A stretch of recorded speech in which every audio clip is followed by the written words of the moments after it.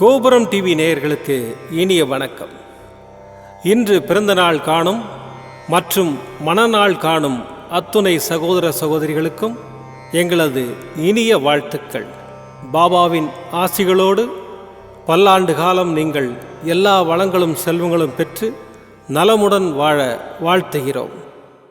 பாபா அழைக்கிறார். அவரின் பொன்மொழிகளை கேட்பதற்காக, நம் பிரச்சனைகளை தீர்த்து வைக்கும் அற்புதமான கூட்டு பிரார்த்தனை செய்வதற்காக, மேலும் மனம் ஒருநிலைப்படவும் மனம் அமைதி பெறவும் அற்புதமான தியானம் செய்யவும் பாபா அழைக்கிறார். பாபா நம் கரங்களை பிடித்து அழைத்து சென்று அற்புதம் நிகழ்த்தவிருக்கிறார். வாருங்கள், பாபாவின் பொன்மொழிகளை தரிசனம் செய்வோம். அன்பு குழந்தையே, யாராவது உன்னை துன்புறுத்தி பார்க்க ஆசைப்பட்டால் அது என்னை துன்புறுத்தி பார்ப்பதற்கு சமமாகும். நான் உன்னுடன் இருக்கையில் நீ எதற்காகவும் கடுகளவு கூட கலங்காதே. எப்போதும் உனக்காக நான் இருக்கிறேன். பொறுமையாக இரு. என்னிடம் பரிபூர்ணமாக நம்பிக்கை வை. உனக்கு வேண்டியதை செய்ய உன் தந்தையாகிய நான் காத்திருக்கிறேன். நிச்சயம் உனது வேண்டுதல்களை நிறைவேற்றித் தருவேன்.